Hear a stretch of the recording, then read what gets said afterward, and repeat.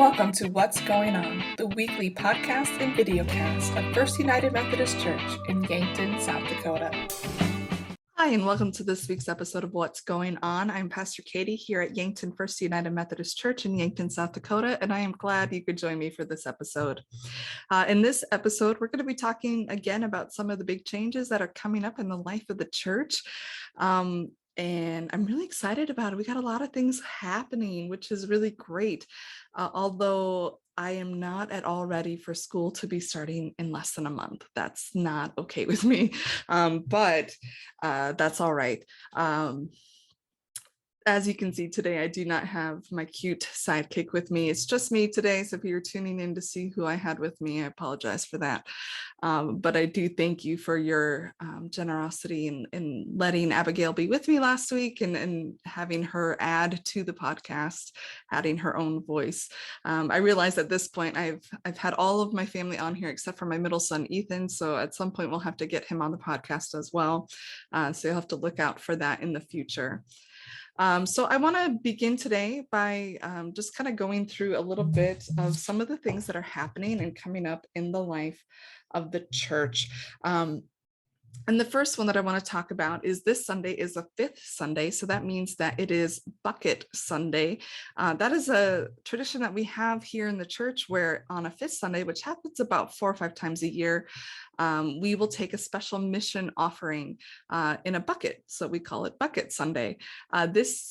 This fifth Sunday's bucket mission is going toward the Contact Center's backpack program. And that's going to be the same mission project that our VBS, our Vacation Bible School, will be contributing to this year. And so any donations you give to the Bucket Sunday will go to that same thing that the VBS donations are going to. We're just kind of doubling up so that we can bless more kids as they head back to school, because again, that is what's on our minds apparently this week and as we look forward into August. So that's July 31st, that worship. The next Sunday for worship, the 7th, 9:00 service. And the reason we're doing that is we're finishing up next Sunday, August 7th. We're finally finishing our series, Let Go. Honestly, the longest series I've ever preached, but it's been so good. I hope that you've been enjoying it. I will say that every week just feels, it's hitting me right to the heart.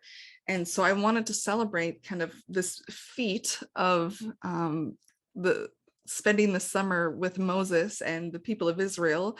The final sermon is called Crossing the River. And I thought, we have a river. We actually have two rivers and a creek here in Yankton, but I thought we've got this beautiful Meridian Bridge here in Yankton. Why don't we cross the bridge together as a celebration and as a sign of that we are ready to move into and a new kind of future in the life of the church, making some big changes in our worship and things like that. And so it's kind of a commitment. It's kind of just an opportunity again for some fellowship and just doing something together as the community of the church and kind of using what God has given us here in Yankton to do that. And so we're doing a 9:00 service so that we can do the bridge walk after, and you're not going to be walking across the bridge with growling stomachs, hopefully. And but before the 7th, before that happens, I want to talk about what's going to happen on Wednesday, August 3rd, because something is coming back that hasn't been here since before I came. And that is XYZ, Extra Years of Zest. This is it's a fellowship opportunity for people who are a bit older in the church. They call it Extra Years of Zest. I don't know necessarily that I qualify for that, but as the pastor, I get to come anyway. It used to be on Friday mornings. We're moving it to Wednesday mornings, primarily because I take Fridays off. That's my kind of Sabbath day. And so Wednesday, August 3rd, it'll be the first Wednesday of the month. Come to the church. We're going to hang out in Wesley Hall and we're going to drink some coffee and play some games or just have some visiting. But I love to play games. And so we might be playing Phase 10. We might be playing Skip-Bo. We might be playing Uno. We might be playing Scrabble. I don't know. you have to come and find out what we're doing. But really, it's just a time to get together, to visit, to chat, to get to know one another, and just to have fun, have a good time. And so again, that's geared toward people who are older. I would say probably above retirement age, because if you're not retired, that's probably a time that you're working. But we're going to do that every first Wednesday of the month. And if you have a particular game or a treat that you want to bring to that, awesome. Again, it's something that I genuinely enjoy, and I enjoy getting to visit with all of you. And so get that on your calendar, come down to the church and let's have some fun together. XYZ. That's what that stands for. Extra Years of Zest. I didn't come up with that, obviously, but I really like it. I think that's pretty fun. So again, the first Wednesday of the month. So that in August, it will be the 3rd. Let me look. September will be the 7th. October will be the 5th. November, the 2nd, so on and so forth. So I'm pretty excited about that. I wanted to bring that back. I'm going to give a special credit to that to some of the quilters who I was visiting with last week, who said, hey, we think this would be a great idea. This is something that we enjoyed and want to be a part of. And I said, yeah, let's do that. And I share that because if you have ideas for things that you think would be great or something that you'd really like to see, one, you should tell me about it, because more than likely I will think it's a great idea as well. And two, don't be surprised if I say, okay, how are you going to help make that happen? Because I'm one person. I can't do everything. There's a lot of times where I think I can, or I think I should. And the reality is I only have so much time in a day and so much time in a week to get things done and to do as much of the work of the church as I can. And so that means I need your help. And so if there's something that you're really passionate about, the odds are I'm probably going to say, I think that's a great idea. And I would love to do everything I can to help you make that happen. So just be prepared for that. Because if you have a heart for it, my guess is that God has given you that heart because God is asking you to do something about it and maybe kind of step out into faith. And I'm going to give you an example of what that looks like. For 2 years, Carla Hummel has been kind of sending me some messages and saying, I really feel like we should be doing, like a small group that meets out in the community somewhere. I really think, Pastor Katie, I think that that's something that should happen. I said, yeah, I agree. I think that would be great. I can't do that. My first year here, I was at the church 3 to 4 nights a week doing meetings, and I couldn't take another night away from my family. And so I just couldn't make it happen. And she just kind of kept prodding me very gently, very kindly. And I just couldn't make it happen on my own. And then we met again this summer and she said, Katie, I think I've realized that God has been asking me to do this, that I'm the one that needs to lead this group that I feel so passionately about. And I was like, yeah, that's right. And I will do everything I can to help you and support you and put it out there. But yeah, God's been asking you to do it because I can't be the person that does everything. And she is, and that's starting in September. And if you're interested in being a part of that or knowing more about it, contact Carla Hummel, because I think it's going to be awesome. I used to do, in previous churches, I used to do something like this. I think every church, we called it something different. She's calling it Bibles and Brews. I think I've called it pub theology. I've called it, we did a tough topic one in my last church where we met down at the local bar and grill and people ate and drank and we talked about really tough things together. And I think there is something really important about that because I think as a society, we've kind of lost the ability to have conversations and to really seek to understand one another and listen to one another and not just kind of yell at one another or decide, well, if that's what you think, then, poo on you. I don't think anyone probably says that. But we've kind of lost the ability to really be able to communicate and be able to listen to one another and even walk away if we don't agree, but having some understanding of why someone might think differently than we do. I think that's an incredibly important thing. And I think what she's doing with this small group can really accomplish a lot. And so I hope that if you're not involved in a small group, that this might be the one for you. I really would encourage you, if you are not involved in a study or a small group in the church, to either join one that's already in existence. We have a Sunday morning adult small group. We have a women's group. We have my Tuesday lunch study. Carla's starting this one. The United Methodist Women, they're doing stuff. They've got that women's lunch on August 1st at the Frying Pan. I don't have that right in front of me, but there are opportunities. And if none of those fit your schedule or they just don't quite fit right, come talk to me and let's see. And maybe that's God suggesting to you that it's your turn to help make something happen. And again, you're never going to have to do things alone. We're going to be here to love and support you and to help you and equip you. But I'm not just going to take on what God is calling you to do, because God is calling you to do it.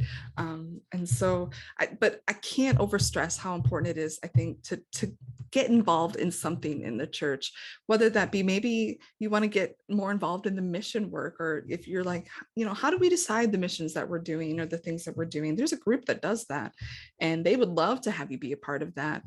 Julie Moderager, who she's on staff with us, that's a big part of what she does. Also, she does Kids Hope, which is coming back, which is amazing. And you can sign up for that if you're interested. 1 hour a week to invest in the life of a child, to give them another adult and consistent presence in their life that tells them that they're valuable, that they're worthwhile. You can't overestimate how much that makes a difference.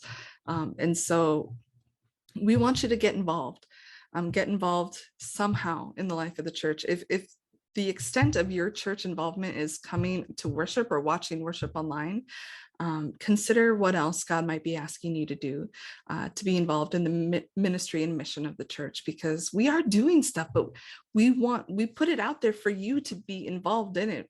And if none of this strikes your fancy, if none of this stirs your heart, ask yourself what does, and come talk to me about it. And we'll see what we can do as a church to meet the needs of the world, and to find that intersection between what your interests and your capabilities and your giftings are and the needs of our community and our world. So I'm putting that out there because I think that's really important. And again, it's my job is really to equip you. A long time ago, we kind of way back when Corey was here, he and I had a conversation about kind of the role of the pastor, and for me, it really feels like, in a lot of ways, like I'm a coach. I'm not the one out on the field all the time. I mean, sometimes I get to be out on the field. I mean, sometimes I get to, swing a hammer with Habitat, or, don't put me in charge of plants. I am not good with plants at all. So that I've actually tried to bless the garden by not being present with it, because not my giftings.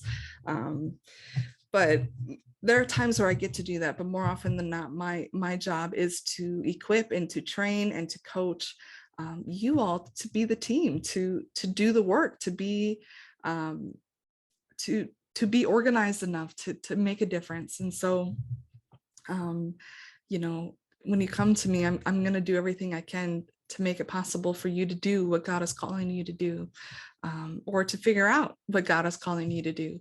That's my role. And I do take a lot of joy in seeing when people come alive in service and come alive in mission and ministry and do things that they never thought they could do, or have an impact in ways they never thought they could have. That brings my heart great joy.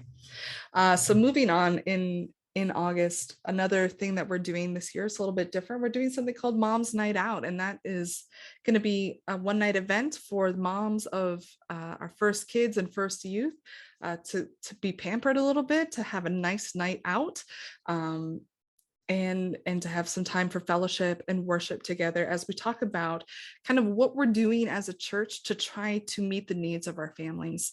I've talked about this before, how important that I believe our families are. And so Mom's Night Out is really one to pour into our moms, because as a mom, I know that it is hard to fill this role and to feel like you are doing it well. Kind of every time I talk to anyone, we all kind of feel a little like overwhelmed, a little over our head at times of how do I manage all of these things if your kids are in activities and school and all of this, and you have your own stuff going on, and you've got your spouse and you've got your work and you've got, like, it can just feel like everything piles on. And we as the church want to be a place where we are a support to you. When you had your babies baptized or your children baptized, or we as a church made promises that we were going to help support them and help teach them and help support you, that we are your community. And so that's part of what the vision for this Wednesday night is that this is going to meet you where you are, to kind of alleviate some of the load during the middle of the week, to kind of give you a reprieve, so that what you got to do is show up. We will feed you.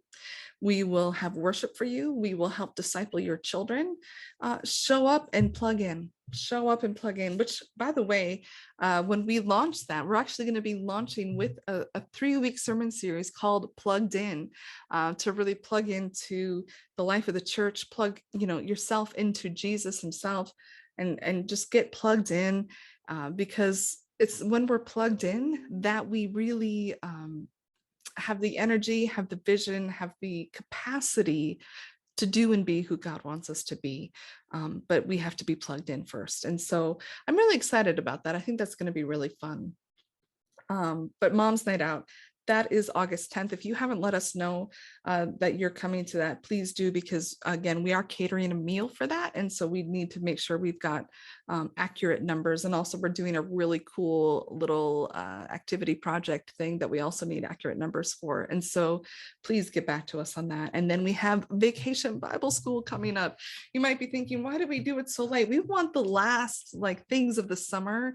As your kids are going into their school year, we want them to be filled with Jesus. We want them to be filled with the Spirit. We want them to be filled with God's grace and remember the lessons of VBS. We don't want VBS, we can kind of either end the year with VBS, or we can kind of start their year with VBS. We think there's a lot of value in starting a new year, coming off of the end of summer, really kind of having, again, just sort of being fully plugged into Jesus, so that, you start your year off great.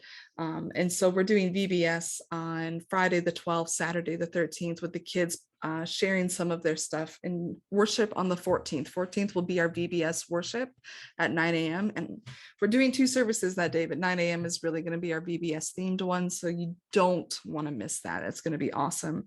We do have some donations that you can bring for VBS, and you can also, again, be a volunteer and help, because I tell you what, you're going to be more blessed than what you will bless those kids in volunteering, but I will tell, they will bless you even more so. That's the thing that I've learned. I used to be someone, when I was doing youth ministry, and you would think that doing youth ministry, I'd be like, I love kids. Little kids terrified me when I was in my 20s. I didn't know how to relate to them. And so VBS week, I would disappear. I'd be like, I'm sorry, I'm out. I can't handle this. And now I'm like, what a missed opportunity, because VBS is amazing and it's fun and it's exciting and the kids are having a great time. And so it's a great opportunity to again, invest in the life of someone else, bring your kids, bring your grandkids, show up, adopt a kid for the Friday night and Saturday, and say, I'm going to love you and support you and help you have the best time ever, knowing about God's love and grace. And so that is really exciting. And then the 21st will be the last Sunday with 2 services. And that's our back to school blessing day. And that's where you bring a backpack. You bring, if you are a staff, teacher, administrator, whatever related to the school district, bring a bag in, and we're going to bless you, bless your bags, give you a little charm. So again, that you can remember that God is with you wherever you go for the coming school year, because the 22nd, they start again. What? And then the 24th, that first week, is when we launch our Wednesday night worship and go to 1 service on Sundays. And I'm, again, just so excited about what that's looking like. We're getting things put in place. We're going to have a schedule out so you can kind of see what's going on. Check them both out, see what you think. Know that as we go throughout the fall, things are going to probably be evolving as we figure out just what these things can look like and what's really going to be the best. Our idea is that we're taking all the giftings and things that we have in this church to build the best kind of worship. And so our worship is going to be as unique as we are as a church. Every church has its own personality. Every church has its own way of doing things. And I want worship here to feel like a unique experience that they're not going to find anywhere else, that it's not going to be cookie cutter. It's not going to be, you know, a version of something else. It's going to be our own thing, and it's going to be worship authentic to who we are at First United Methodist, with the people that we have and the gifts that we have. And I'm really excited about what that can be and what that can look like. And I want you to be a part of it. If you are someone who is willing, you know, like public speaking is not your number one fear, I'm looking for people like you to help me with talking through announcements, maybe reading scripture, maybe leading a prayer or something. I would love to get away from it being the Katie show, because frankly, you probably hear enough of me as it is.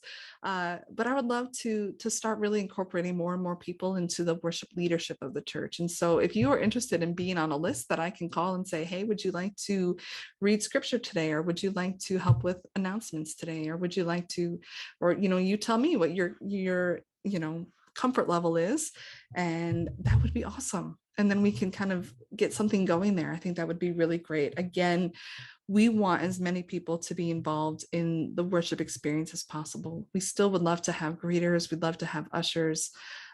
So, you know, kind of look around, see what it is that you could do, that you could be a part of. We want every person to not only experience worship and come to worship, but to be involved in it in some way. And so, you know, ask yourself, what is it that you can be doing? What is it that God might be leading you to? Because there's definitely opportunity here, and we want you to be a part of it. So that's some of the stuff that's happening, which is just super exciting. The other thing I want to point out, or not point out, but throw out there, is I'm going to be leading a new member class this fall. And so if you are someone who's maybe been coming for a while and you think, yeah, this is really my church, I want to make that commitment, come talk to me so that I can get you on my list, so that we can figure out, you know, the best timing for a class for the people who are interested. Or if you just like to know more, if you maybe you've been a member and you're like, you know, I just feel like I don't really understand the Methodist Church, or why these things work in the way they do, or I want to learn more about the leadership team, or I want to come. Coming to the class doesn't commit you to being a member, but coming to the class is the step that will help get you to that, because membership has some vows to it. It has some commitment to it.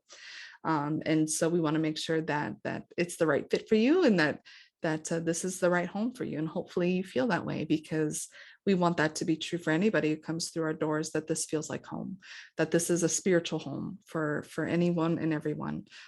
We are United Methodist. That means that we have open hearts, open minds, open doors. You have a place here. You are welcome here. You are wanted here. And so I'm looking forward to what God is going to be doing in this kind of school year.